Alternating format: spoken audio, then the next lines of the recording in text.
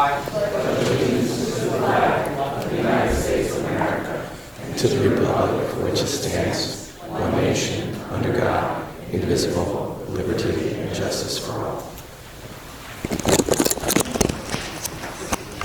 So, as I mentioned, this is our sixth hearing. We are here to discuss the proposed legislation on ballot design. The co-chair and I want to make very clear to everyone in this room that we are not voting a bill out of committee today. This is just another step in this process that both the speaker and assembly leader on the Republican side, as well as co-chair Kimberly and I, have committed to, hearing from the public, taking your ideas, taking your input, listening to what you have to say, and trying to craft a bill that is as good as it possibly can be, and a bill that is practically implementable, understanding that nothing in life is perfect, except for perhaps all of our children. And depending on the day, by the way. So again, thank you all for being here. Co-chair, anything you'd like to say? Thank you, co-chair. Good afternoon, and the co-chair put it in perspective. This is our sixth meeting. As you know, we're not going to vote a bill out today. I just really want to commend the Office of Legislative Affairs for the work they've done over the last 10 days and the hard work on this bill. Even before the line was struck down by the court, the Speaker and minority leaders committed to change the primary ballot design. As promised, the bill we're discussing today would end the county law. Candidates would no longer be placed based on other offices. Candidates would no longer be placed with candidates running for a different office. Candidates would no longer be sent to a ballot Siberia. But the proposed bill goes even further than the order required. It codifies an office block format. It requires that ballots be written in plain, simple language, and it requires that ballots be designed with standards that ensure everyone can easily understand the marked ballot. I expect we're going to end up discussing endorsements and slogans the most today. Consistently throughout the judicial proceedings, slogans were considered to be an acceptable part of the ballot design. And now that the ballot is being democratized, we need to provide guardrails to make sure we have safe and fair elections. The bill also recognizes the magnitude of this change we're making. It's sure that we come back and look at outcomes of this change after 2 years when we have more experience with the ballot. So we will revisit this again in 2 years. Thank you for everyone coming out today. And I want to thank both sides of the aisle for the hard work and the Office of Legislative Affairs they have done. My co-chair has been outstanding, and I look forward to moving this bill on Monday. Thank you, co-chair. I guess before we get started, can you use the roll call? Assemblyman Sharpenberger. Here. Assemblyman Rodriguez. Here. Assemblywoman Park. Here. Assemblyman McClellan. Here. Assemblywoman Massacudas. Here. Assemblyman Danmore. Here. Assemblyman Hutchison. Present. Co-Vice Chair Rump. Present. Co-Vice Chair Reynolds Jackson. Present. Co-Chair Wimberly. Present. And Co-Chair Barless. Here. You have a quorum. Thank you. All right, so we'll get right to it. The first person signed up to testify. Oh, actually, before we start, we do want to apologize for being late. There was another committee here in this week before. They're going over. Otherwise, we do want to be mindful of everybody's time. In fact, you came here for circumstances where outside of our control. So the first person up is a Mr. Joseph Bouvier. Do you wish to testify? Yes. Okay, come on down. And if I could call up a couple of others, have them sit next to you. Ms. Kate Delaney, here you are, and Ms. Dawn Byrne. No need to testify, right? No need. Okay, thank you. Danielle Iwai. Okay. Thank you, Mr. Chairman. You gotta hit the button. There you go. Right there. Thank you. Thank you, Mr. Chairman, Mr. President, members of the committee. My name is Joseph Bouvier. I am a member of the South Jersey Progressive Democrats. We're a grassroots organization standing for a transparent, accountable, and just government that works for everyone. South Jersey Progressive Democrats has supported and run Democratic candidates who share progressive values.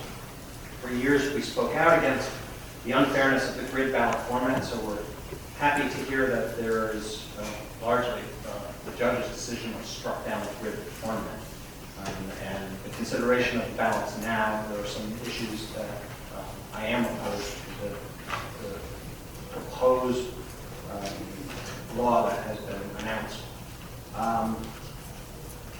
For a couple of, going back a little bit, we go to Judge Karashi's decision, struck down and granted a preliminary injunction on the primary ballots. And the Third Circuit upheld that decision with the ruling essentially holding that the county line ballots in the grid format that New Jersey has had will likely be found unconstitutional when the lawsuit reaches a final conclusion. The bottom line of Judge Karashi's decision, however, is that, and made clear during the Third Circuit hearing as well, is that the ballot is never something that should be providing a means for placing a thumb on the scale of any one candidate or group of candidates over other candidates. That is the bottom line that has to be considered by this committee. I want to talk a little bit about what we experienced in Camden County. The grid ballots caused a lot of voter confusion in a lot of cases. We witnessed races with an inordinate amount of overvotes when grid ballots were used. Voters voted for too many candidates in the race.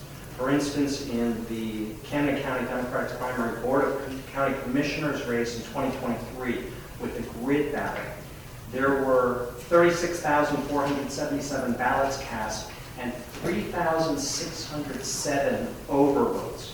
That means 90.9% of the ballots cast in that race were overvotes, where people voted for more than the number of candidates that should have been voted for.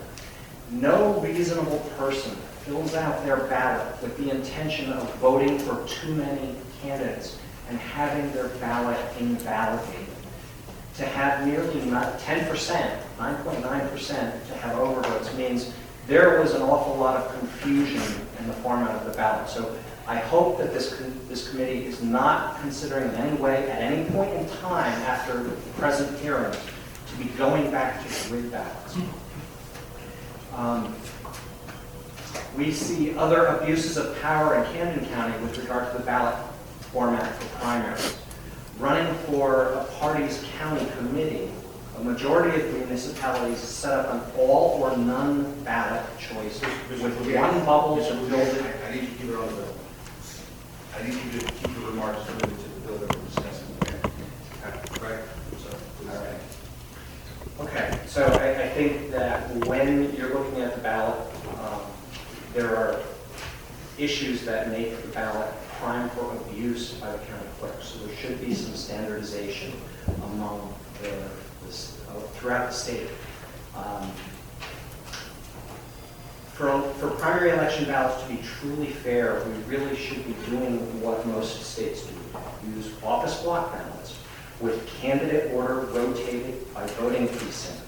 So each appears first, second, third, etc. for an equal number of voters.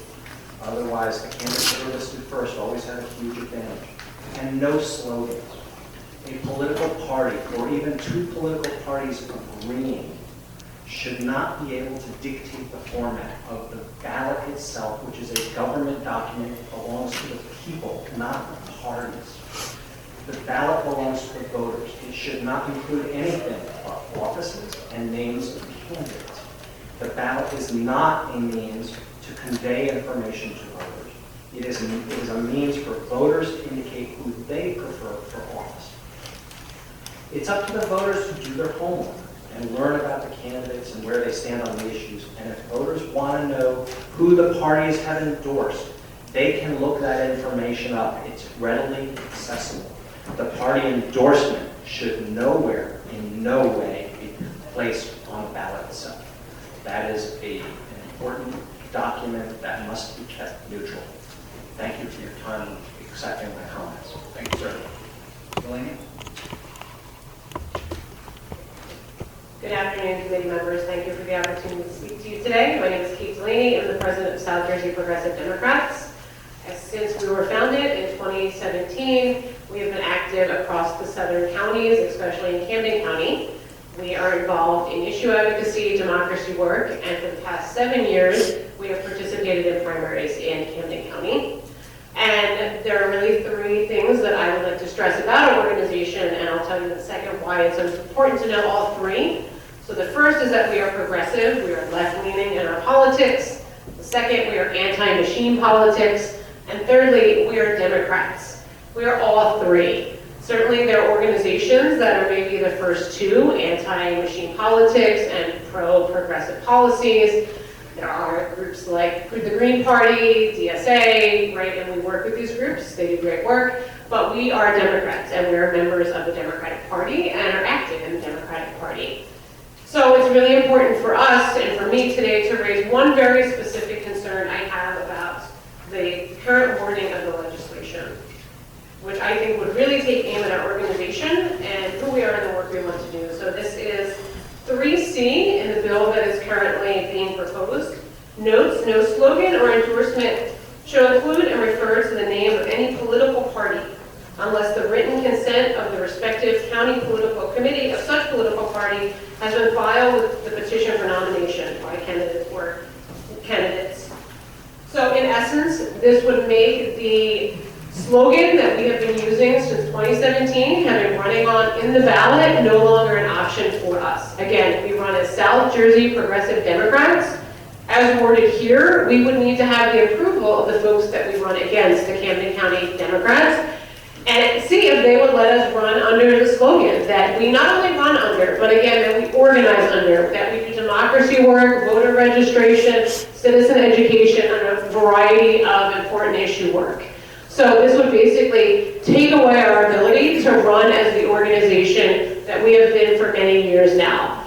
This, this is a inter-party contest, a primary, and this would, in essence, do what the line has done all these years, right? Set up one side of Democrats as the real Democrats, and the others as some way, a cheap knockoff version. So the idea that we could not run as Democrats unless the party tells us that we are, that we could not use that slogan, again, is something that I deeply oppose as the president of South Jersey Progressive Democrats, and I kindly ask that you keep our concerns in mind.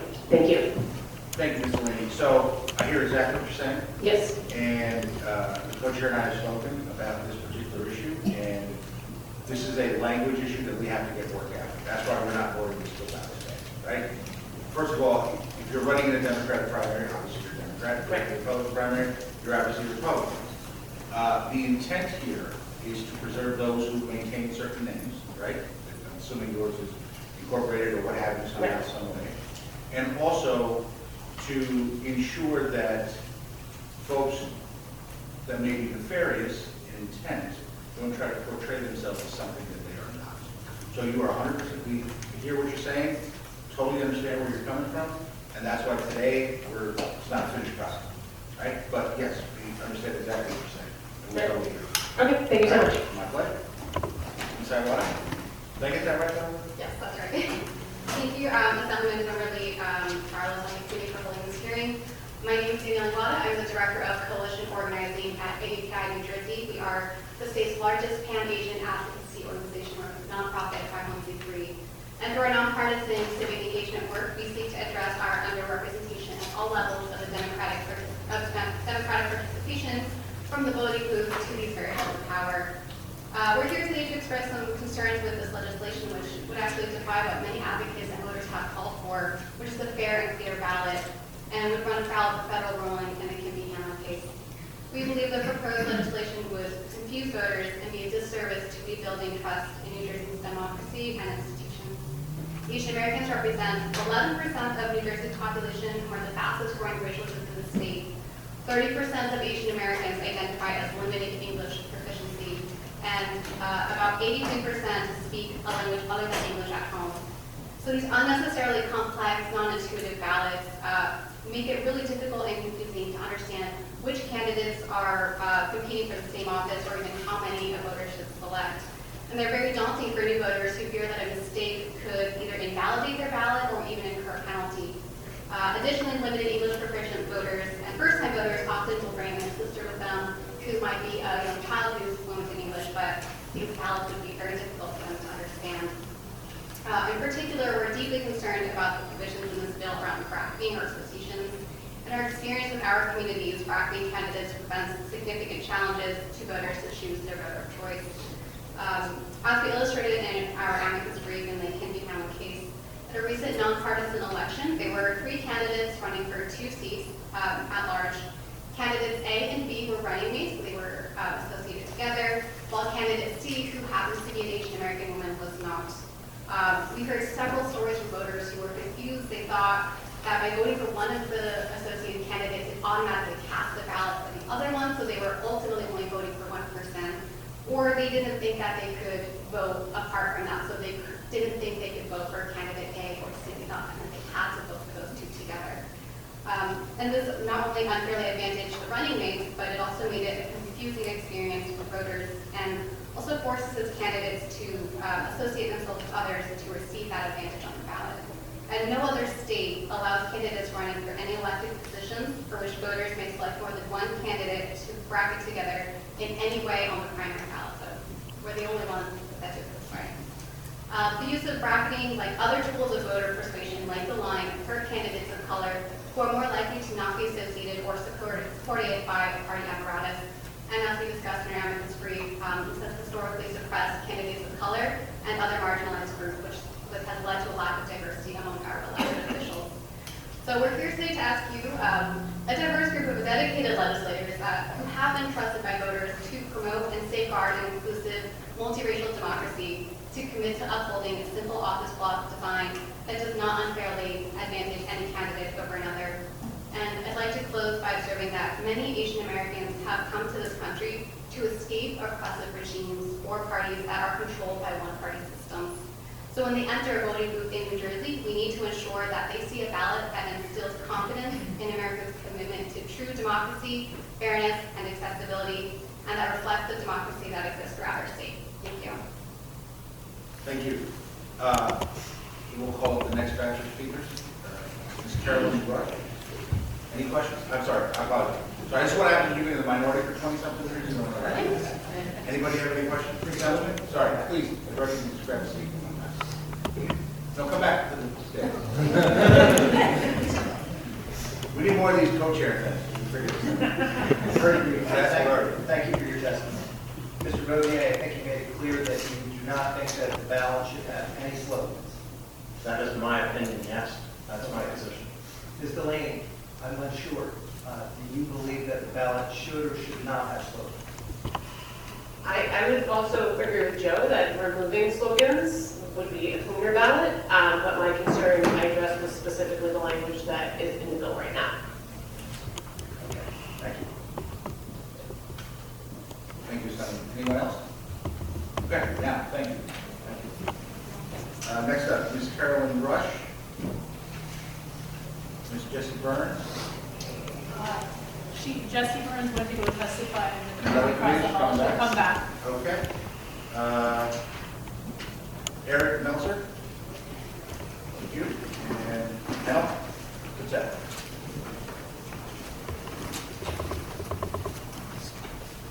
I did want to address one thing that Commissioner Iowata mentioned.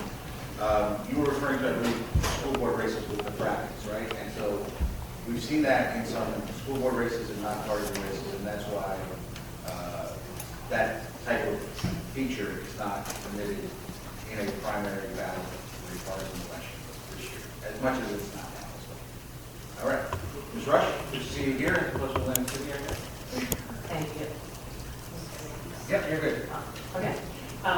Yes, it's good to see you again as well. Thank you for hearing us today, to the chairs and the other members of the committee. Based on the wording of the legislation that has been proposed, I'm very grateful for the fact that it will not be voted on today. I would like to see some changes made to it, and I think you have already acknowledged one of the changes that I would like to see. The question that was just raised briefly was about whether or not slogans should be included.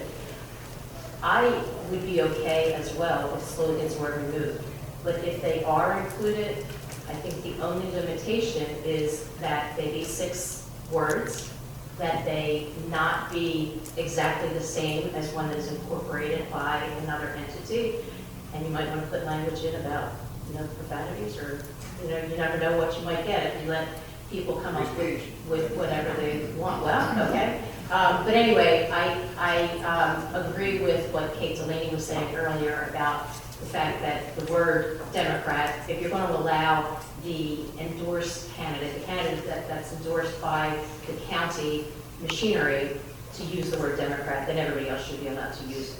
But getting rid of slogans altogether would also be fine with me. I am opposed to any form of bracketing on the ballot. I think that if there is more than one candidate running or more than one seat up for election in a particular block, everyone in that block should be randomized. They should not be put together. You should not confuse the voters, and you should not provide an advantage to anybody that happens to be running with someone else as opposed to somebody that might be running on their own. So each name, when the drawing is conducted, should be entered into the drawing separately. I don't think that two names should be on an entry that goes into that drawing. So no bracketing. I guess if we stay with slogans, then they should be allowed to use the same slogan. What else? Having run in primaries before, especially this last 2024 primary, I actually went and was a witness when they were drawing the names for the office block ballots for the Democratic primary. And I was kind of blown away by the fact that they put all of our names in a wooden box, and somebody was responsible for holding the wooden box over their head, shaking it a certain amount of times side to side, a certain amount of times forward and back. There were actual, numbers of times that had to be shaken and rotated. That just seems so ridiculous in this day and age when you can do randomized drawings in any number of different ways. Is that like? So I would say that I would urge you to come up with a way to do the drawings of the names for ballot position in a way that is more state-of-the-art than the wooden box that all of the county clerks have in their offices. I would also like to see randomization of the names in the blocks from precinct to precinct or ward to ward, or however you want to break it down. But if somebody is fortunate enough to be on the top of a block, there's no way of getting around it. That person is going to have a certain degree of advantage. But if it's not throughout the entire county, then it's not as much of an issue. So I would very much like to see a drawing for each of the precincts, or however you divide things up. But those are the main things that I would like to see changed in the legislation before you guys take a vote on it. So thank you very much for hearing my concerns. Absolutely, thank you. Mr. Melton? Thank you very much. I'm not used to testifying before committee, so there's a lot of ums and pauses. Please forgive me as You're good. I'm just trying to get on here. So my name is Eric Heyman-Meltzer. I'm 22 years old. I'm from Cinnaminson, New Jersey, in Burlington County. I am the municipal chair of the Cinnaminson Democratic Committee. I'm the youngest municipal chair of a party across the entire county, probably among one of the youngest in the states. And I've run in 2 elections before. I'm 22 and I've already run in 2 elections. So I've seen how this is played, how I've been part of the county conventions, been in the room when these discussions are happening, and I'm extraordinarily proud of where I am and having our new senator Amy Kim kind of be the catalyst of this discussion. I know there have been previous discussions, but really be the catalyst of this. And I completely understand that there's nothing being voted out of this committee today, and that you guys are just kind of still listening to us and the different perspectives. So I am kind of just following up on previous testimony where I fully agree that, I think it would be better if there were no slogans. I think, candidates should be able to put, how do I put this? If they can't get the grassroots name organization and raise the money on their own, I feel like kind of using a county endorsed slogan would kind of be a crutch almost. So while I would be completely fine with the slogan being removed completely, if they are here to stay, I do agree with previous testimonies that they should be allowed to use Democrat if they want. I mean, I think a good example of this is In the special election in New Jersey's 10th, after Congressman Payne passed away, we saw one of the candidates try to use the similar slogan names to the local county Democratic organizations, and his position was challenged because the names were so similar. And the judge did end up deciding that this person could use the similar sounding names. So my only concern is that if we kind of go with this process where, for example, no candidate can use, other than the official endorsed candidate, you can't use the word Democrat or Republican. I feel like this will just kind of end up back in the courts. And the courts should not be a place where it's where they should not be policymakers. This is where the policy is made and decided.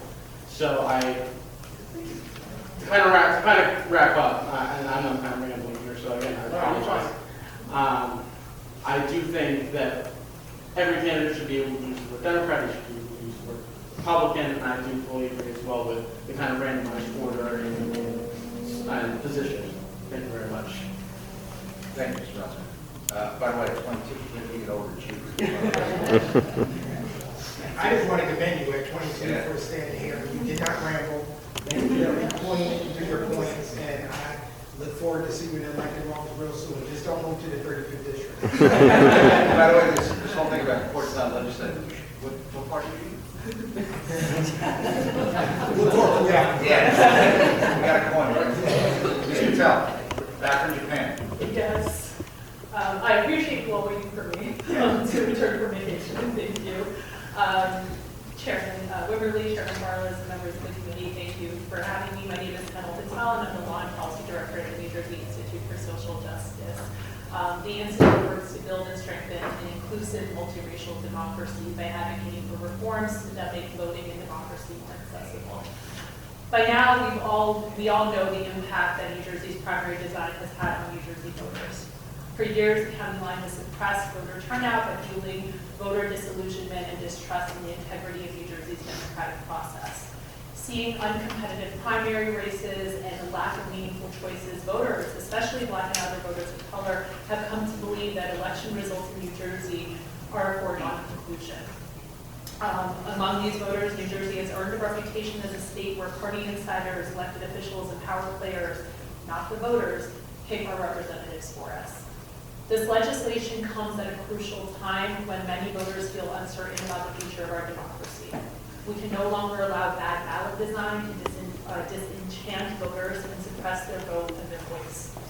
As my colleague Nuzat Chaudhry testified at this committee's first hearing on ballot design, the question we should be asking ourselves then is how can we be the most voter-friendly, not what can we get away with. While the Institute really appreciates A5116, that it creates a better ballot design than the county line, the bill is written, we do have some recommended changes.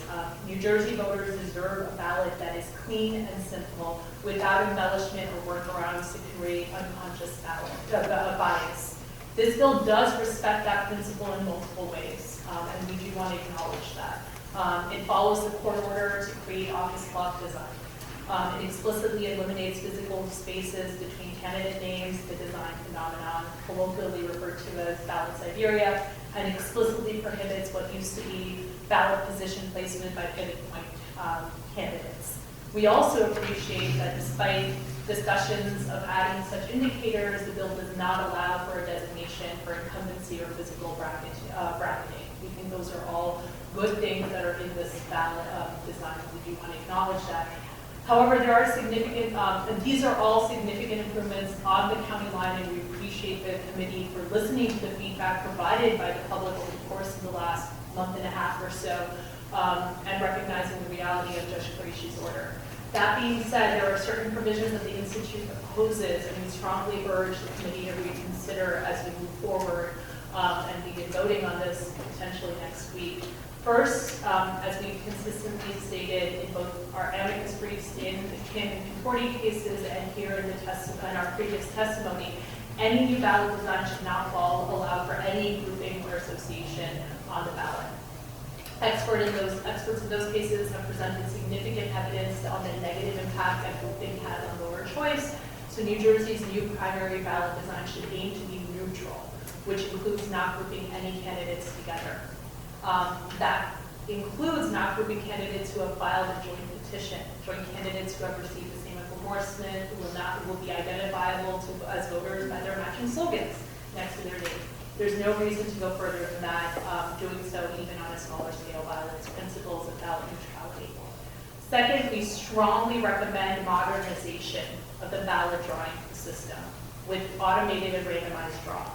These improvements would allow for more efficient, quicker ballot draws that are consistent in method access across the state and will help eliminate unintentional ballot position biases. Third, I understand, I have a couple of notes on the slogan, but I think we've addressed them, and we appreciate that. Our general principle to the question asked earlier is that no slogan is better, ballot neutrality, but if they must exist, they should be included in a way that is consistent for all candidates, and that they have all the candidates have the same rights to it. So I'll leave it at that since I understand the chairman's comment. Finally, we commend the bill for including good ballot formatting requirements. All ballots should have consistent fonts and font sizes for ballot voter accessibility. We do request, however, that these provisions be required for all ballots and not just the primary election ones. Ballots should be consistent in all elections. And so our recommendations draw on best practice guidance from ballot design experts and the U.S. Election Assistance Commission in order to create a fair and neutral ballot that is designed to make it more likely that voters are able to vote the way they intend to vote. Thus, on behalf of New Jersey voters, the Institute strongly encourages the committee to incorporate the above-mentioned improvements on A 5116. Thank you. Thank you. Anybody have any questions? Thank you very much, Co-Chair. This is a question that's going to be preceded by a comment on this idea of bracketing, which I think is getting a bad rap, and I wonder if we should start using the word grouping instead. And I say this as someone who does not like the line. At long last, I mean, we're here, we are on the cusp. My introduction to voting was in Sussex County, the cleanest, fairest ballot of them all. I'm glad that we are getting closer to that through this bill. That's why I like this bill. I live in Morris County now, and I serve on the county committee and voted against the creation of the line in Morris County. I lost that vote, and I'm eager to win this one. But on this topic of bracketing versus the randomization, bracketing is not an embellishment. Bracketing, or grouping, which is the word I prefer, means that candidates running together may appear one after the other, not with a squiggly line next to their names. That's going away. It just means that they're one after the other in any order, as relative to their opponents. And that's the case once they're the nominees. So think of it this way. If you look at that Sussex County general election ballot, which is office block, and I wish all our general election ballots were office block, but we'll do that maybe in 2 years or 3 years when we take another crack at this. You have 2 Republican nominees and 2 Democratic nominees. They're next to each other. Don't you think randomizing them would be really confusing? No? To have one Republican, then a Democrat, then a Democrat, then a Republican? I think that would be confusing. Tell me I'm wrong. I can weigh in. I don't know if those two step into it. This is the part I acknowledge. One, thank you, Assemblyman, for acknowledging first. I want to reiterate that a couple of counties in New Jersey have not had the line ever and have run great elections, and it's good that the rest of the state is catching up. And I agree, so we should just do office block for all ballots, including the general. In terms of this is the part where I want to recognize and appreciate that there is no physical bracketing. We do think that's far too far, and this bill does not include that. We do think, though, grouping is just unnecessary. Voters will be able to, candidates run themselves. You campaign, voters will be able to make their choices. And as for the general election, you still do have the marker, Democratic or Republican, and voters are smart. They'll be able to notice that. So even if you are Republican, Democrat, they'll be able to tell that based on the fact that you'll have an R&D next to your name. And more important than that, ideally, they'd be able to recognize your names and vote based on wanting to vote for those specific candidates. That's our position anyway. I was going to fully agree. I think it comes down to kind of a voter education kind of thing. And I think, especially in a primary anyway, I don't think grouping is very necessary. And while there was no grouping in the specific instance, I'm in the 3rd district. So, we have Congressman, we're going to soon have Congressman Conway. And in that primary, there were 4 or 5 candidates in there. And he was endorsed by the Burlington County League of Democrats. And he was at the bottom of the ballot. He was at the very bottom of the board. But he still ran away with that victory. So people know, as my colleague here said, that voters are smart. They know who their candidates are. And I do think as well, we know there are candidates out there occasionally who do not have the best interests at heart for the voters or where they're trying to represent. That happens.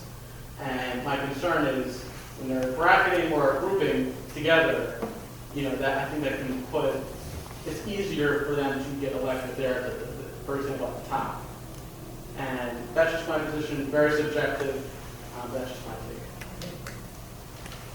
I'd like to agree with what they've already stated, but also point out that if you have an office block where there are 2 seats and you have 3 candidates, if you don't randomize them, like the 2 people that are running together, if their name gets pulled first, then that 3rd person is really at a disadvantage. Because if voters are not informed, which ideally voters will be informed, they will know who they want when they go into that polling place. But there are a lot of people that go in and just go from the top down. So if it's a bracket, then and the bracketed people get the first draw, then that 3rd person who's running by themselves doesn't stand much of a chance. But what if the bracketed people get 2nd and 3rd? Exactly. So somebody's got to go somewhere. Well, So then, what's the then harm in having the 2 people running together be next to each other, whether it's 1 and 2 or 2 and 3? I just think it should be fully randomized. It should not, there should be nothing that drives any of the positioning within that bracket. I mean, within that block. So that if you have 3 candidates, they should randomly appear in 3 positions. Not 2 of them at the top or 2 of them at the bottom, but random inside that block. Including in general, where it would be Republican, Democrat. Yeah, and I agree with the statement made before. You can put the R and the D at the end of their name, and it should be clear. And if you go into that polling place and you're not clear, maybe it's better if people aren't just voting because there is an R or there is a D. Like maybe it's better if they're mixed in and people like go off of what they learned during the campaign process and they've done the research and they vote for who they truly want, not who they're drawn to because of their affiliation. I think it just makes for a better ballot. Thank you, I appreciate that. Yeah. Thank you, Senator. Anyone else? Yes, Senator Park. Just to follow up with some of the remarks about grouping. I mean, I think everybody already knows, like, I'm in a particular situation, but, what if there's, like, as far as grouping, so what if you have the same names?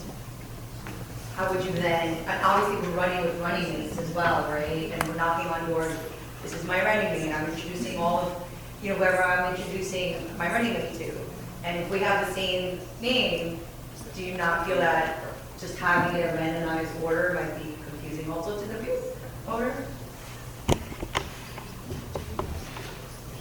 I think you have to find something to differentiate between the 2 candidates. You have to either use middle initials or come up with some way that you're not the same person. Because there's no pictures on the ballot, right? Is that what you're saying? Yes, there's no pictures on the ballot. There's no, and I think because I think up to this date, the ballot kind of emphasizes the last name and not the first name. And so if you have the same last name, I think especially if you're, especially in my neck of the woods where there are, many immigrants, I feel like they're just going to focus on the last name. It's just going to be a very distinct last name, right? So full names, maybe. Well, I'll add, Assemblywoman, as someone who also has a name that's fairly common, to tell. I'm not running, but it happens, I imagine. I have seen that in ballots. There's sometimes last names are much bigger, and I think that's a conversation about making sure full names are equivalent sizes. I think that and as long as that's consistent across the ballot, I think that addresses that in a great deal.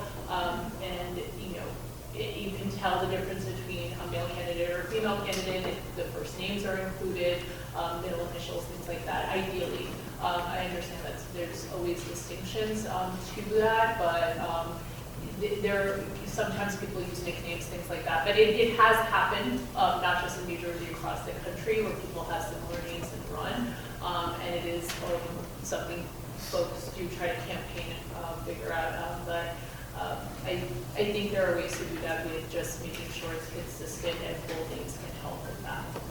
Just my opinion on it. I just want to say I fully agree as well that, I don't have that issue. My last name is long and not common. So I do think that we do need to have a broader conversation about, ballot consistency, where, we see on, at least where I've seen on my ballot, where my first name is smaller, then my last name is larger and in bold print. And I can definitely see why that can be confusing, especially to, in your particular situation, Assemblywoman. And I do think if we do as my colleague said, or suggested, that if we have like our first names and or a middle initial largened a little bit, or kind of try to make it consistent, or the first name's on top and then our last name is on the bottom, or something. If we have it all in one space, on one line, and same text style, not one part not bolded and the other, I think that could be better as well. And I think that it's still, at some point, it does come to voter education as well, because as some have previously mentioned, there are going to be voters who just kind of go in and pick, top two and then walk out in those circumstances. But again, people, I feel like, know who they want to vote for. And I think it kind of puts the responsibility on the candidate to make sure that voters know the difference between somebody who, for example, could have the same last name. And I think that kind of comes back to this committee as well, when you guys eventually do decide to put the vote on the floor, of how the names will design those. Absolutely. Ms. Bush, curious, why is the designation of the symbol R or D in a general election okay, but slogans are not in a primary? It's Rush, not Bush, but, I apologize. that's okay. That's okay. I don't have a strong feeling about it one way or the other. The other, I don't remember your name, Ms. Patel, mentioned about having the R and the D. That's fine with me. It's fine with me if it's not there. Same thing with slogans. It's okay if you don't use slogans. If you guys choose to take slogans off of the ballot, I wouldn't be back here on the next time complaining about that. Ms. Patel, can we all agree that voters not only want to know that a candidate is a Republican or a Democrat, they will demand it. And if they demand that, then how can we deny a slogan? I mean, I wouldn't say so far that they demand Democratic or Republican, but I do think, for what it's worth, the reality is people are very comfortable. It doesn't sway people one way or the other beyond what's already there. So adding that as a designator to names isn't going to bias anyone one way or the other beyond what they're already coming into the ballot box with. So I think that part is fine.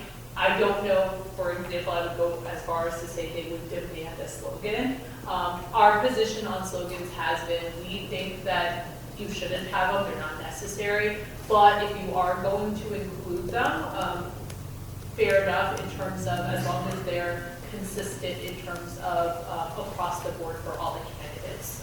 We think that's the most important part. That's our position, I know others might disagree. But is it also your position that it's unnecessary to have Republican and Democrat? I think if you chose to get rid of that, that's fine too. I don't think they're absolutely necessary. I just don't think that sways much in terms of the neutral ballot. So we're fine with it if you include those. But if you got rid of them and just campaigned on your names, let's do that. Let's see how. I'd love to see the election that way, but it's fine. Anyone else? Yes, Senator Sherman. Just a general question about removing R and D.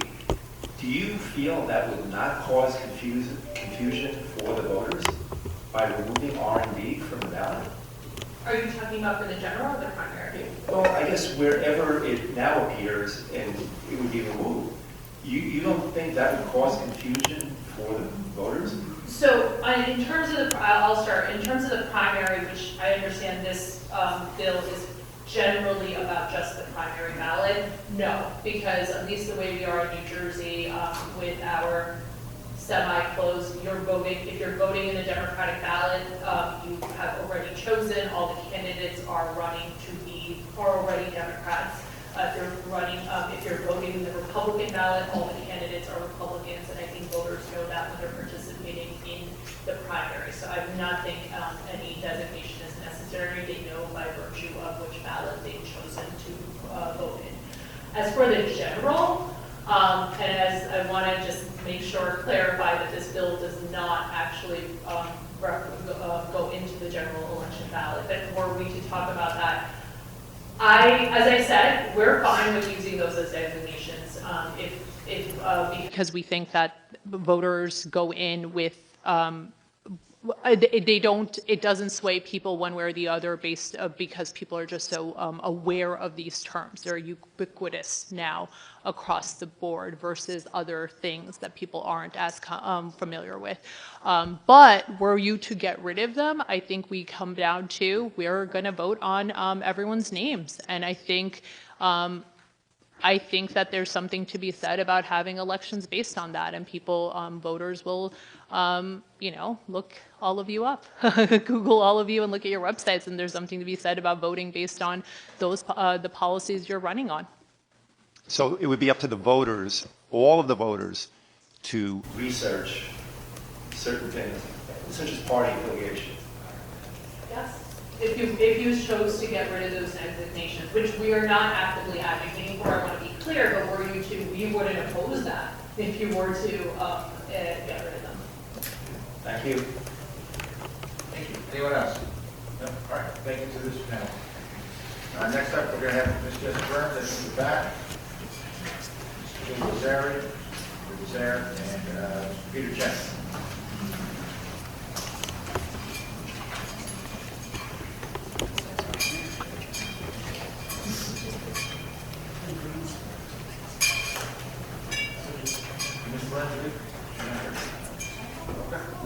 I'll go Plaza. Okay. All right, then we'll do the third. Yeah?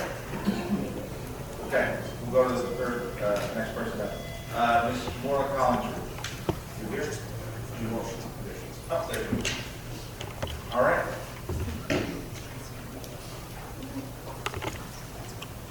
You ready? Yeah, you go ahead and start. Hi, good afternoon. My name is Jill Lazar. Thank you. My name is Jill Lazar. I'm an attorney and president of the New Jersey chapter of the National Organization of Women, which is the largest and oldest still existing women's organization in the country.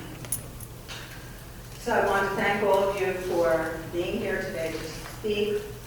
I have passed out and distributed already the basic outline of what I was going to say and am going to say, and a ballot attached to it.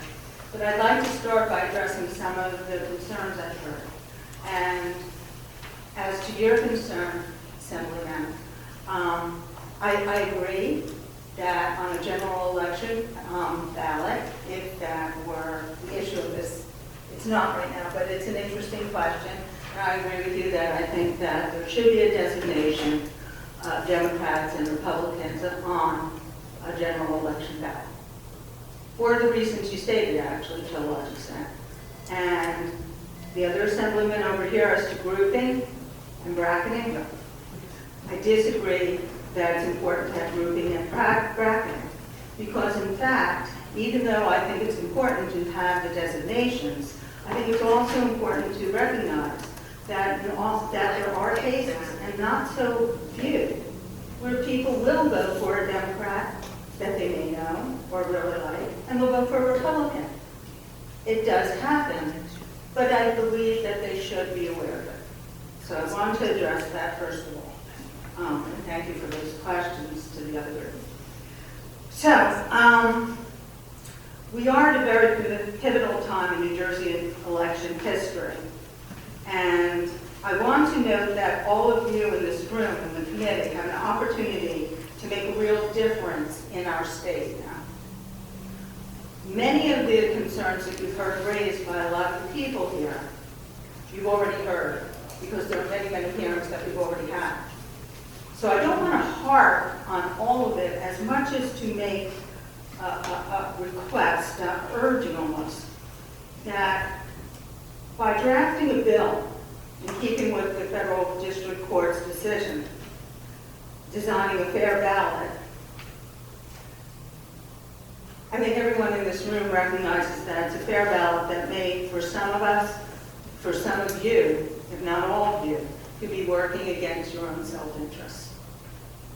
We're not stupid, we know this, and it's a hard ask. And without the district court case, we wouldn't be standing here or sitting here today.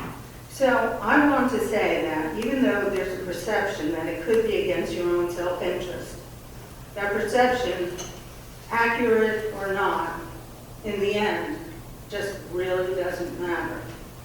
Because the reality is that you can't predict what tomorrow is going to bring. But you can do the right thing today. For the betterment of our state, for the betterment of all New Jerseyans. And we all know, you all know already what the right thing is.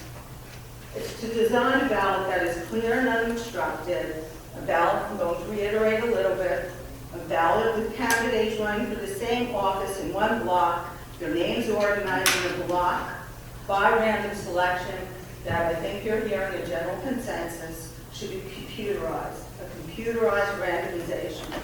It's the only fair way that candidates, all candidates, including all of you, will have a fair share of having the best placement on the ballot.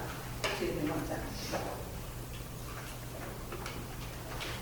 However, like a lot of people that have testified, I do not support the randomization of the ballot, where it's going to change by district. I think that is so overwhelmingly confusing. I have been a candidate, and let's be honest, voters do not always remember a name, even if it's the same name. They tend to remember people they meet that they like, candidates that they like. And they will follow a direction of where the candidate's name will appear on the ballot. So I think it's crucial that we don't have the randomization. When I ran, I made sure I printed out my ballots and I highlighted and hooked it from place to place. I didn't have a lot of money to send out mailers with it, but it's effective. And if I had to have done that in every district that I was running in, when I was running for Assembly and State Senate, it was an impossibility. So while I agree in theory that it's a good idea, it's a nice idea that people would have, everybody would have an option, an opportunity to have that great placing. It's not reasonable, it's not rational, and it's actually will add to the confusion, I think. So I would implore you not to do randomization. And I apologize to my compatriots, so to speak, in the room, but I'm against it. So, without the attempt to co-opt votes, it's important that we have the good design in our ballot without bracketing, grouping, if you will, without superfluous slogans in the primary, not necessarily against it in the general, but in the primary. For any kind of descriptions or nonsensical machinations included in some people's opinion that is only to retain power. You have the opportunity, you in the room here today, to have a legacy far more important than just being an assembly person. You have the opportunity of being a legislator who worked to stop the corruption for which New Jersey is known. After the hearing I last spoke at, one of the committee people, who was really very kind, I'm not going to mention names, but when I said, please, just do the right thing, said to me, but what is the right thing? And I really thought about it. And my response is, and I don't mean to be rude, but if you don't know the difference between the right thing, you really don't belong in the legislature in the first place. So please, we all know the right thing. Do the right thing. It is, after all, what you were all elected to do for all of us, your constituents, the people of New Jersey. And I thank you. Thank you, Mrs. Bear. Ms. Collinsworth? Thank you to all of you, to members of the committee. This will be short and sweet because a lot has already been said. And I appreciate the effort here to do the work to get this right. There are some things that are right, and there are still some things that we think should be improved on. And we appreciate the opportunity that this is for discussion so that those things can happen. I echo some of what has been said prior, that we do believe that the ballot position should be by randomized draw for individual candidates, and that it's not necessary. If you're running for assembly and you, as a Democrat or a Republican, are running with an additional person, I don't think that we should give advantage to the group to be assigned together. I don't think it's necessary. It is inherently an advantage, both in position and visual appeal, if they're stood out in any way together. And again, we don't think it's necessary. Clearly, we appreciate the clarification, Assemblyman Barlas, that the word Democrat and Republican are not co-opted by party, right? Not our intent. So that is something that was, primarily important for us coming here today. We consider ourselves to be part of those parties, although we might not be an endorsed part at any given time, but appreciate the fact that that is something that you're working to get right, and we would applaud that. Lastly, I will just say what you just heard. We also agree and would urge you, wherever possible, to make the ballots, especially within a given area, uniform. Engaging voters and doing voter education and voter outreach, and we know, it's sometimes a high bar. And the more confusion there is, and the more differentiation there is, because I vote here and I'm on this block, but my neighbor, across town votes somewhere else and their ballot looks different, that just adds confusion, totally unnecessary, and I really have not heard any good argument for why we would be doing that. So we would urge you to continue to work, and thank you for your work to make New Jersey's ballot more fair. Thank you very much. Thank you. Mr. Chair? Hello, I have, thank you for agreeing to hear our testimony today. I have submitted written testimony, so most of the items are items that have already been discussed. So I'm not going to go on at length. First, obviously, the party designation issue, which we're glad to hear is trying to be resolved. I do think the trademark kind of resolves a number of these issues around the specifics of the slogan held by specific party organization or committees. The second piece is around, again, like the slogans broadly. Would be fine if there were no slogans, but if there are to be slogans, they should have, the candidates should have extensive freedom to put whatever slogan they want, as long as it's not profane or, infringing on someone's trademark, or using someone's name improperly. On the issue of association or, quasi-bracketing, I think I'll just reiterate what other folks have said, which is voters can differentiate, multiple candidates across an office block. Certainly in other places, this is done, it is possible. And we do see split ticket, or, primary, we would call it split ticket, I don't know. But the point is people splitting their votes across different groups or people who might be running together. We see this fairly frequently, right? And so we want to, rather than put a thumb on the scale, right? That should be the principle. No thumb on the scale. We want to see that. So, but one thing I do want to talk about in a little bit more at length. One is randomization.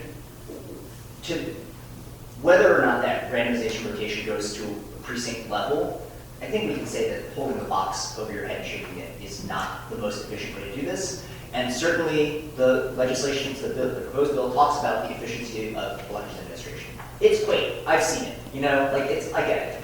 But also, when we're talking about trying to ensure fairness and uniformity across a lot of different races, let's get to the 21st century, or even the 20th century. But the last thing I want to talk about, and I'll talk on a little bit more at length, is some of the other ballot design issues.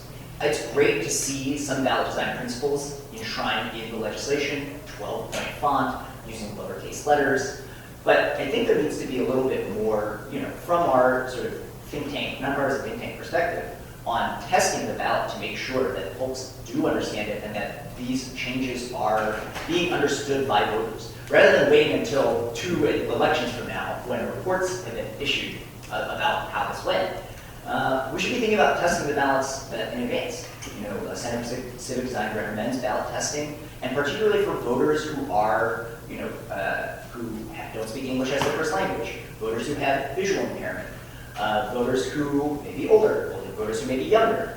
Having a sense of what they see when they see the ballot would be extremely helpful in resolving some of these issues. On a lot of these things, we're just guessing, right? We're saying, well, voters don't understand this, or voters do understand this. Well, we don't actually know because we haven't tested, certainly haven't tested our current ballots.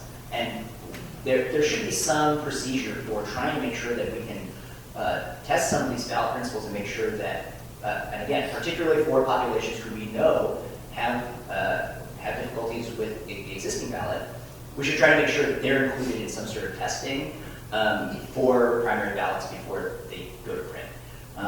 Because a lot of the things we're talking about are sort of hypothetical. A lot of stuff has been tested, but let's see what voters are confused by and what they're not confused by.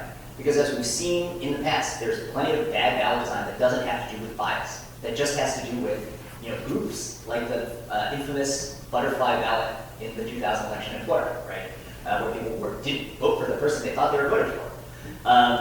So I think that's just something that we have to take into account, and I hope that members of this committee really think about is how to incorporate some amount, or even the, I don't know, potentially funding for testing, appropriations for testing, to make sure that these ballots really do meet the standards being set. I think, I don't remember which co-chair is the one who said this, but the committee is not just here to address the line.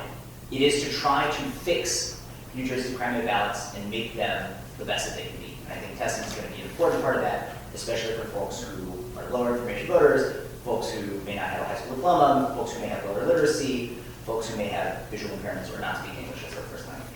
Thanks. Thank you. Anyone have any questions?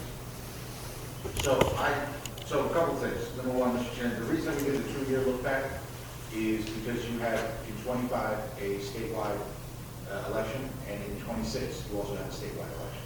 Right? Obviously, it's not presidential, but if we went any further, we run into a legislative where we know turnout is far lower.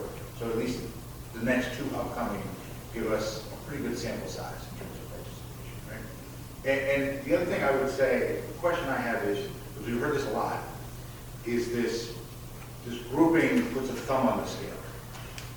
But at the same time, everyone has told us that voters are smart enough to know who they can vote for.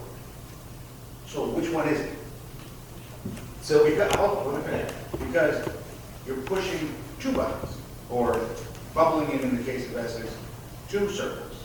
You're not bubbling in or pushing 1 button for 2 people, right? You're voting each time individually for the person. So either they get it or they don't. I'm having a hard time reconciling how they can differentiate you if you randomize it, or you don't allow 2 people who wish to associate with each other, but then they can't get it if you keep 2 people who want to run together. I'm a little confused here. Well, I think there's sort of 2 things at play. One is that it's obvious that certain kinds of visual cues on the ballot create bias, right? And that's not to say that someone's not smart, that's not to say that someone hasn't made a recent decision, but it's to say that, you know, there are visual cues on the ballot that can, you know, that can nudge voters in a certain direction, even if they, you know, Right? That's the whole point behind trying to eliminate some of these other kinds of visual cues across the ballot, pushing for clean ballot design, right? Because we understand that visual cues push us in certain directions. We're not putting any visual cues. Well, There's no curly brackets for anybody who's running with those balls. And there's no asterisks, right? There's none of that. But they will have a slogan, which will be right next to each other, right? But again, they'll have the same slogan right next to each other, and that again, it still creates the same kind of visual imprint, whether it was a star. Would you rather have no slogan then? I mean, we'd be fine with no slogan, but I do think that once you create the impression that these are the information being provided is that these are. But I don't. But I'm having a hard time reconciling. Having been doing this for whatever, 18 years or however long I've been doing it, running campaigns and helping on campaigns and now being a candidate, I've seen split votes. I've seen split tickets. My running mate shares the same slogan as I do. He got more votes than I. I said it before. I got to find out if he's running a bullet vote campaign for next week. But my point is, people make that decision, right? So what I'm having a hard time reconciling in my head is how you can say on one hand, rotation is the only way they can, but yet when they vote, they make that distinction. Again, because you're not voting for one button for two. Sure, go ahead. But I'd like to ask a question. You said, and you have split tickets, right? All the time. And do Some you see people that? Do you see that as a problem? No. I see that voters make a choice. Right. So that's what I thought you were saying? Yes. So if that's the case, why would you need a slogan or any asterisks or any bracketing? I'm not sure what the point is of needing. That's a whole different. What I'm trying to understand is how you can say you can't be associated with the person you want to be with because voters are not going to be able to differentiate you, right? Or voters aren't going to get that they can vote for the third person or the fourth person, but the only way they can get it is if they rotate. Yet right now, when you are together, there are plenty of split tickets, or, quite frankly, vote differentials. So I'm against rotation. Yes, I know you are. Yes, I'm I know you against are. rotation, and I do believe that probably a column should not even be considered a possibility, because I think you're right about that. If you're saying vote for 2 of the 4, and maybe, it just seems to be visibly they go for 2 next to each other, much more so than if it were horizontal. Okay. So that's an Essex resident right there. Yes, it is. Very good, thank you. Which reminds me, I did that ballot is a sample, not of what we're trying to do, but what we're hoping we'll never see again in a primary ballot. It didn't work. Even though maybe they tried really hard, I think that this committee can make sure this doesn't ever happen again. Thank you, Mr. Chairman. Thank you so much. Yeah, I think what I'd say is, and candidates went off the line too, but it's not like the line didn't happen. Trust me, I'm a county chair, did one and lost. That's right. So candidates went off the line too, but it doesn't mean that the line didn't have, again, a bias introduced into the ballot.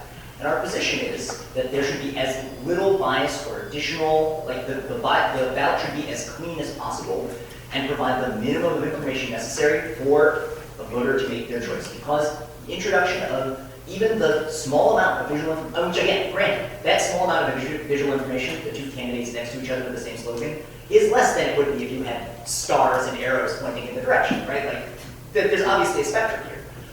However, if we can eliminate it, that additional, again, however small that visual information is, our position is that we should, unless there is a strong prevailing interest against it. And, I don't necessarily know that the candidates running together is a strong enough reason, especially given that people do vote for 2 out of the 4, 2 out of the 6, or whatever.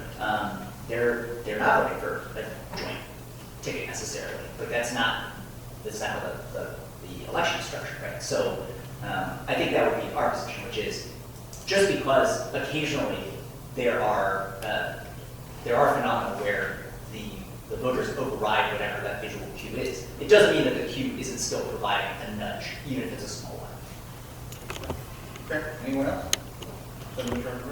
Thank you. this is probably more for an attorney, but do you have any concern that prohibiting grouping for joint petitioners would run afoul of the First Amendment right to association? Well, I think that's an excellent question, but I think something I'm going to circle back. I believe it was just before it was mentioned, how about candidates who choose to be affiliated with each other, correct?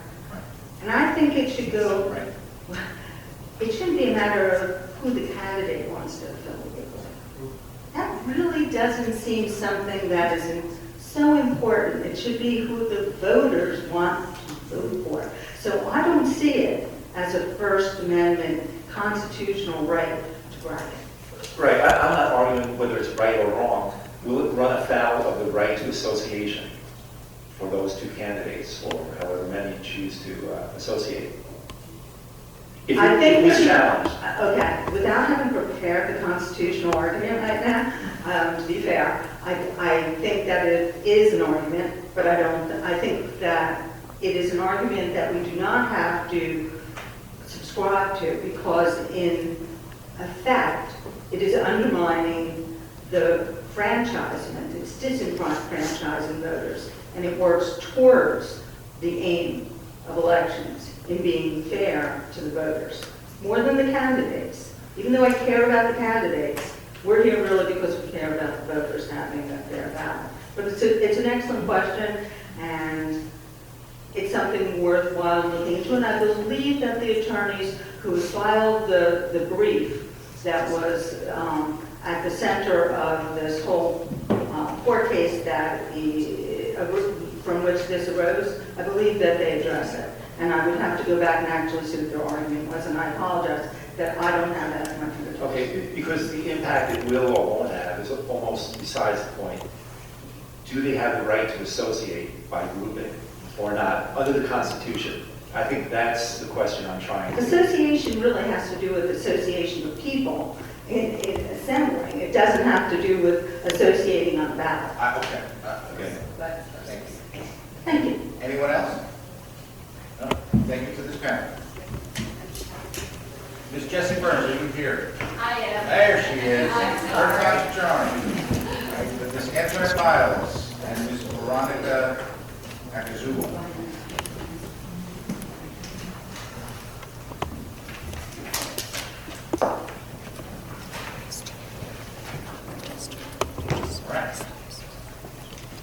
First of all, thank you for your grace running between committee hearings, and my timing was not, I'm not very good at timing. So thank you so much, and I'll be brief.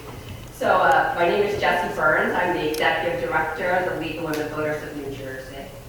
And the League again renews our call for a fair and equitable ballot design. The legislation introduced fails to meet the standards that we called for during the public hearings, and I'll talk about the specifics in a second. So we've asked for a handful of reforms, and I first want to thank the committee for the reforms that we are seeing, which include designing a clear office block ballot without unnecessary design elements, such as asterisks, physical brackets, things that we've already heard about. But we are concerned about some other critical reforms that we've asked for, including randomization or rotation of candidates, automated computerized draw, no grouping or bracketing, and the elimination of endorsements and slogans. The League actually did call for no slogans on the ballot. And as Peter mentioned previously, I lost my train of thought, so I'll skip it. We also asked for, user testing. As Peter mentioned previously, we also asked for user testing on the ballots. So I'll quote directly from our previous testimony that any proposed legislation should reflect the will of the voters and be shared with the public with ample notice and opportunity to comment on the legislation. I first want to thank and acknowledge that this is a discussion-only hearing, allowing for additional time to have this conversation. That does not go unnoticed. I am still concerned about ample notice with votes probably being scheduled next week. Do it like again until everyone has it.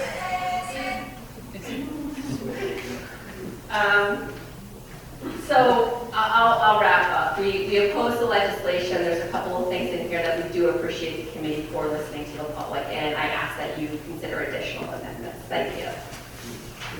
Miles? There we go. Okay. How are you, co-chairs? Good afternoon, Senator Marlis, members of the committee. Good to see you all again today. My name is Antoinette Miles. I'm the State Director for New Jersey Working Families Alliance. As you are well aware, we have been one of the lead plaintiffs in the conformity handling litigation that has been in federal court regarding the abolishment of the county line. I want to make sure that you know that I'll be including a copy of my oral testimony as well as submitting additional written testimony for the legislative record, addressing a lot of the things that have already been discussed here today, and I'll try my best not to be too redundant. I appreciate that we're all here today, as Jesse said, in a discussion-only hearing, and that this is not being voted upon at this time. Initially, when the legislation was introduced late last night, I know that many folks were reaching out and very concerned about a potential vote, so I do appreciate the ability to give this iteration of this process its due process here in the legislature. As it stands today, I do also want to acknowledge that the good in this bill, and there is good here, as many have pointed out, this bill avoids some of the most regressive measures for ballot design that were first initially reported. We do appreciate the fact that there will be no incumbency designations. We appreciate that there will be no attempts to put physical brackets on the ballot. In this regard, we do view those as moving towards good ballot design principles, but also allowing for common sense to prevail here in New Jersey in terms of what voters have echoed with virtually all unanimity, that they want a fair ballot design. And we do back that call for a fair ballot design, as we have over the many years of litigation which we have pursued. As it stands today, though, I do think that there are many provisions in the bill that do need to be addressed. I do appreciate Co-Chair Barlis for saying that the matter of regarding slogans and the use of the political party of Democrat or Democrats or Republican and the use of the slogan, that is going to be addressed to make sure that it is clear that we're not prohibiting people from being able to use a political party label in the slogan. All we're doing is trying to make sure that there's not any voter confusion or deception on the part of bad actors that would do something in that realm. And so I do really hope that a final bill fully addresses that and is very, very clear, because the language as it was written, as it referred to the definition of political party under Title 19, did have that effect of limiting those words as I just articulated. And I do also want to say that I do feel that this bill, I agree with many who have spoken for that this bill still falls short as it comes to allowing for the grouping or bracketing of candidates within the office block. I don't want to split hairs here in terms of which terminology that we're using. I do fundamentally view this as in-office bracketing of candidates. I want to emphasize that throughout these legislative hearings that no one testified in support of having what I would equivocate to a ballot buddy system. And I think actually the counter was actually brought up by many individuals, including now U.S. Senator Amy Kim, that testified that it should not be that candidates are grouped. There is a grouping of candidates, physical grouping of candidates on the ballot in races in which there are more than one seat up for election. And so I do want to also repeat that we do view that as a necessary. But not only that, I want to take a step back and just remind us that the reasons in part in which we are all here is because the county line system made New Jersey a national outlier.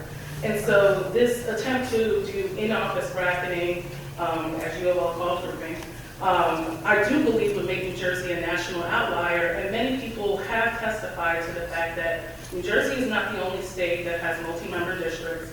We're not the only state that sends more than one member of our legislative districts to the legislature at any given time. There are states like New Hampshire and others that have that practice. But again, no state allows for running mates to be grouped together on the ballot in that fashion. And so I do want to point out that, this visual prominence, as Peter referred to, it does give visual prominence to candidates. And it is a subtle nudge towards the voters. And I do think voters are smart enough. I do want to echo that point that you made, Chairman. I do think voters are smart enough, but we do know that voters can be subject to ballot manipulation and ballot bias. The thing that I also want to mention as well, and I think that this point is very, very key, is that what you've done here in terms of codifying the office block ballots, in terms of getting rid of ballot Siberia, all of those practices, again, are those that have been appreciated and underscore exactly what has been litigated in court in terms of the impact of the county line. The pro-democracy provisions, though, that unfortunately I think got left on the cutting room floor as it relates to computerized randomization and rotation. Rotation, I hear the arguments for and against it, and I just want to emphasize that while New Jersey Working Families, we don't have a position as it relates to a rotational system. However, we do find that, that does create a more even playing field for candidates. And it's not a system that disenfranchises voters in any way, as other states have participated in the system. What I think is the most important thing here is, again, ensuring that there is mandatory electronic draw. Speaker before me pointed to the Essex County primary ballot. We saw where there was a disproportionate number of candidates who appeared at the top of the ballot. We call that the golden arm problem. And we know that public confidence in elections at this point is very, very critical. And so ensuring that we can move beyond this apple pie tradition of shaking the box and putting the capsules in the box and moving towards something that is used in other states, not novel, would not be novel to New Jersey, but using a computerized system in terms of doing those ballot draws would create an even playing field, would create an even playing field in terms of candidates, but also public confidence for voters. And so the last thing that I'll just say is that, I think that this is not complicated at all. We have a framework of an office block ballot. What we've done here has presented in making sure that we can move forward with that system. We have been getting settlements in 17 of the 19 counties in our litigations to make sure that we can move forward with office block ballots. And so I just want to emphasize that we make sure that we have a ballot design that doesn't confuse voters and make sure that we do not disenfranchise voters moving forward. Thank you. Thank you. Ms.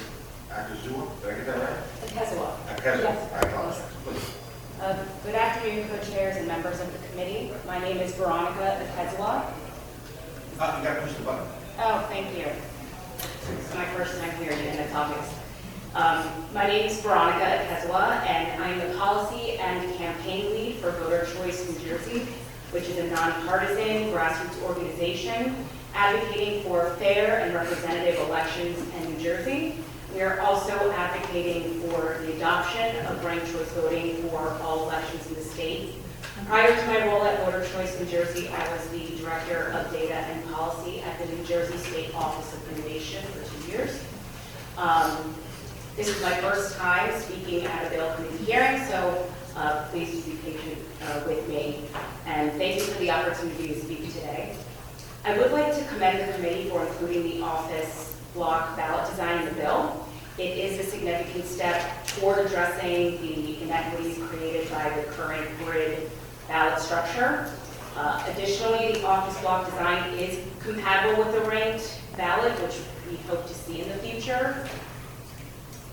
We do believe that slogans and other labels are a common feature in a ranked ballot, and separately from that, they do provide voters with sufficient information about candidates' affiliations. But we do believe that the bracketing is unnecessary. We appreciate that you're not including physical bracketing or grouping. I live in Hudson County, so personally I can say that we have physical bracketing or the squigglies, and I have found it visually confusing and superfluous. Just another point to make on bracketing. It creates a grouping that can nudge voters towards certain candidates, and even though it may be subtle, I believe that it interferes with the voters' ability to really independently compare the candidates. Those are the main points I wanted to make today on the bill. Thank you again. This bill is definitely a step toward a more fair system here in New Jersey. Thank you for your time and consideration. Thank you. Any questions? Thank you so much. I have a general question for all of you, or whoever chooses to decide. As a candidate, when we get our petitions, we have the right to choose if we want to do it together with our running mates. And so when we go out to voters, we're asking them to sign the petition for both of us at the same time. So as we have this conversation now, that it's almost like we're putting the voters against the candidates who have chosen to run together or separately. But if you choose to do your petitions together, they're presenting themselves together. And so I'm hearing, though, that when we go to do the ballot, you want to not accept what the candidates have decided to do, and you want to separate them now. So to say we don't want them to associate.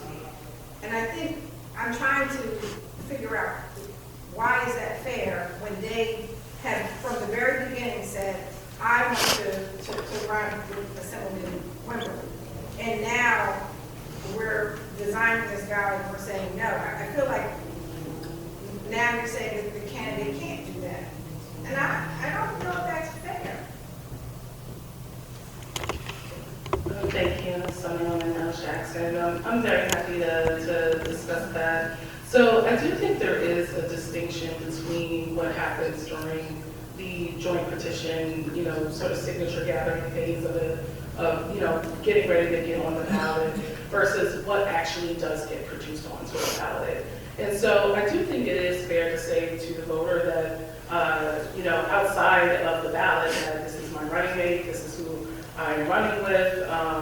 Like I said, in New Jersey, we have multi-member districts, not just for assembly, but also there are commissioner candidates that run together. There are council candidates that also run together. I think the distinction that I'm going to put really my emphasis on is that when that then goes onto the ballot, right? It's not to say that you do not have the right to associate with your running mate. Actually, the court has been very clear that slogans have been very sufficient in making sure that the candidates' rights to associate with one another and also associate with their party organization or whatever organization it may be is sufficient in that regard. And so I think the distinction here is that now we're creating an extra layer within the system that really isn't necessary for the voter. I think that another distinction that I would add to it is, and I believe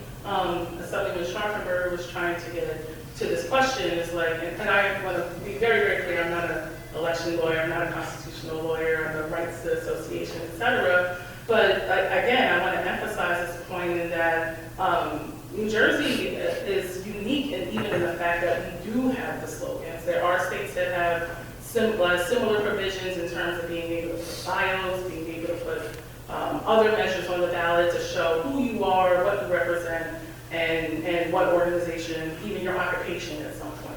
But New Jersey is really very, very unique in which you can put these county party organization slogans and other slogans similar to it onto the ballot. And so it is my view, I want to emphasize that that is a sufficient amount to say to the voter that here are the candidates who are running together, who have associated together, who have received this endorsement together on the ballot, and that you don't need to have this sort of coattail effect in which they're one on top of each other. That would be my emphasis to the point there. And then, of course, during the normal part of campaigning, there's nothing stopping you in campaign or on literature or anything of that nature, from being able to say, this is my running mate, this is who we're running with, and we're on, whatever slogan team that we may be on. So that's what I just wanted to state in terms of what happens in petitions, what happens in campaigns, and differentiating that from what actually is on the ballot. No, I'm specifically talking about names, no slogans. I'm just talking about names. If I am my petition, I get all 5,000 names, 5,000 signatures. It's Impressive. It's Sullivan, Benjamin, Wimberly, and myself, and I'm telling them this is just us. I'm not saying there's no slogans. I think when we go to the ballot, we should be in the same way, just our names. And so I feel like there is this fine line now, as you're saying, we want to, everybody goes in singly, but that's not how we campaign. That's not what we signed up to do. We signed up to be together. If you want to be by yourself, if you want to separate from your running mate, you have the choice to do that. And I'm just saying that there's an opportunity at the very beginning to do that. And now I'm hearing there should be, everyone should be single. But we have the option to do that. And I'm not talking about slogans. I'm not talking about anything on the ballot. I'm just talking about our names. And we chose to do this together. I think that there should be the option to do that. Sure. Again, I think that in my perspective on this is that you're certainly allowed to say, like within your petitions and joint petitions that are being filed, here's my running lead, here's the person I'm running with. You're allowed to, within the course of a campaign, to say, here's who I'm running with, like here's my campaign, but to then do the visual sort of coattail effect in which you're drawing for a position on the ballot as a unit, I think that again is unnecessary. Thank you. Anyone else? Senator Murphy. Thank you. Excuse me. Quick question for the Working Families Alliance, if I may. Does your position on the crafting of the ballot that we're discussing for the primary apply to the general as well? You may have stated that previously, but I just don't remember. Sure. Is your question, Assemblyman Rumpf, about office block ballots in general? Okay. Yeah, so we're not against office block ballots in general. That's our position. You're not against? Right. We currently have, I guess, rolling columns, I guess is the official terminology, or party column, as you would describe it in a general election.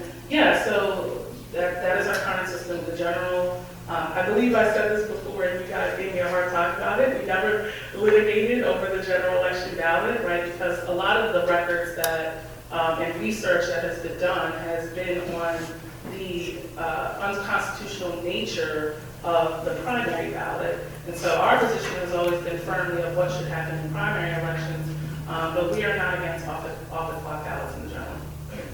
Sure, one more question. Just take it one step further. How do you feel about grouping on the general election ballot?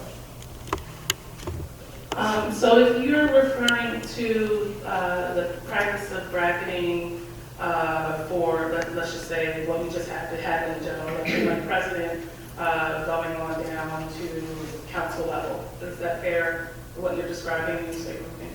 Yeah, I'm adopting Assemblyman Ganworth's term instead of bracketing, only grouping, but... Grouping by office block. Yes. He's asking by office block. In the general? In the general. I think my position on that still applies, but I don't support the in-office bracketing, as you've been phrasing, grouping. In the primary, I would not support in-office bracketing within So the DR, general. if you alternated DR, you don't care. In a general, within the block. Right, I think that's what you're getting. Yeah, I think sort of, I'm trying to formulate how this looks in my mind. I personally have never seen a ballot that looks like that. But I guess what you're saying is, so there would be a box that has governor, and then it would be the person's name, and No, I think what he's saying is you've got a block box for council. Okay. 2 council seats, right? You got 4 people, 2 Bs, 2 Rs. So should the 2 Bs be together? Should the 2 Rs be together? Or should they also? They should be randomized and be drawn individually. By each individual position. RD, you're fine. Yeah, RD, yeah. However the computerized draw is done. Thank you. Sorry about that. I had to physically manifest it in my mind. I appreciate you with the patience in describing that. Thank you, Mr. Chair. In the same breath as Senator Gavino's and obviously Senator Jackson's statement on committee, can you argue that if and when the Assemblywoman and I seek signatures together as running mates and run a campaign as a team, as running mates, associating together, moving together, and then we create supporters who associate us together as a team when they go to the ballot, could it not be also confusing when they don't see us associated together?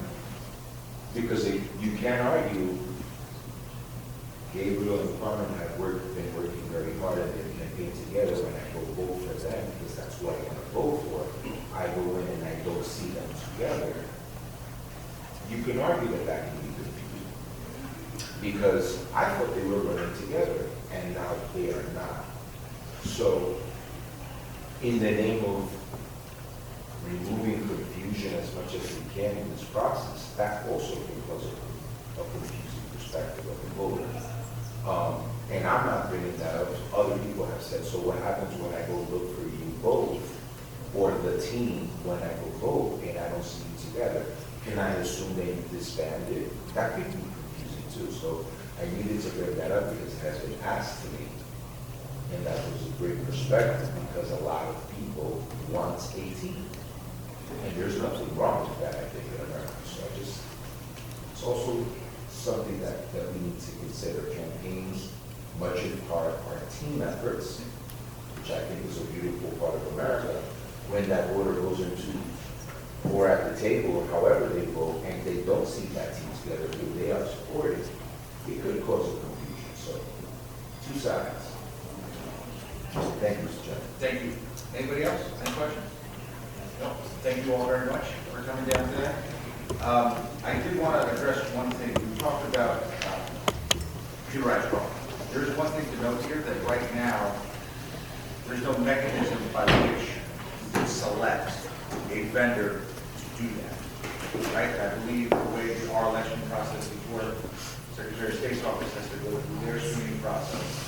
There presumably has to be some sort of an RFP, and then you would pick who that vendor is, similar to how you do it with the machines. And so even while, yes, this in 2024, borderline 2025, funny to see the box being shipped over our heads. In order, we wouldn't be able to do it for the sake of, I just don't think timeline-wise, you could get there for a second week of April ballot draw between, screwing out who these professionals are, RFPing, and then obviously paying for it, right? It doesn't preclude it from happening at some other later date in time. I just don't think we can get there in the next 90 days, is the point about now. So with that, that's everybody that was signed up to testify. I just want to read into the record those individuals who signed up but said they did not wish to testify. Dorothy Foley, South Jersey Progressive Democrats, opposed when we testify. Susan Druckenbrod, South Jersey Progressive Democrats, they will testify. Dawn Byrne, I will testify. Risa Skanowitz, opposed when we testify. Did you wish to testify? Yeah, I was the first one to submit a slip. Oh, I said, you checked, no one needs to testify, that's why you didn't get called. Did I I? apologize. Who, I'm sorry, your name? Ben? Ben, come on up. Did I call? No, I didn't get Ben yet. I said Dawn Byrne? Yeah, just because you're calling out the ones that say no need to testify, right? Yes. Yeah, I think. So did we miss you? I apologize. Yeah, no, it's okay. Go ahead, sit down, please. I apologize. Nobody's getting fired. They're going to take the gavel away. Red button? Yep. Okay. So I'm going to wrap this up. I'm going to keep this brief. But hear me out. We follow the court ruling. We keep it clear, we keep it simple, and we let the voters decide. I totally understand the discussion around running your campaign together, but ultimately, you're on the ballot separately, because you got two different names. Also, for association, in regards to, association is the wrong word, but when two different candidates have the same last name, I'm going to repeat again what I said at the first hearing, is you have a first name. So that's really important, right? And I think all of this, if we don't do the right thing here, is going to hit everyone on this committee and everyone in the legislature. Because we just had an election that was sort of about anti-establishment. People are fed up with the status quo. And we had a lawsuit that ended that. So I'm grateful for all the work and progress we've made on this bill. But let's keep it going and get to the actual thing that everyone in this room has testified on over and over and over, making our statements pretty darn clear that we want this to be a fair, clean, democratic ballot. Thank you. Thank you. Sorry about that. Let me just do the pledge. Faith NJ, calls on you to testify. National Domestic Workers Alliance, Wind of the Spirit Immigrant Resource Center, Todd Wolfson, President Rutgers AAUP AFT, Brian Sachs, President Rutgers Adjunct Faculty Union, Dr. Kathy Montaloni, President AAUP BHSNJ, Eric Cruz Morales, New Jersey Alliance for Immigrant Justice, Sarah Fajardo, Policy Director, ACLU-NJ, Lisa Van Dever, Indivisible Rawway, Rosalie Wong, Sweet New Jersey, Laura Leibowitz, Piscataway Progressive Democratic Organization, Sarah Ramos, Latino Action Network Foundation, John Bagais, NJ 21st, Erica Malinowski, Soma Action, Peter Rosario, La Casa de Don Pedro, Margaret Illis, Berkeley Heights Town Councilwoman, Salvation for Social Justice, Jean Vicksburg, League of Women Voters of the Greater Princeton Area. In case everybody's wondering, they were all opposed, but no need to testify. Anybody else? Well, Co-Chair, anything? That's it, we'll be back on Monday. See you Monday. That's everyone.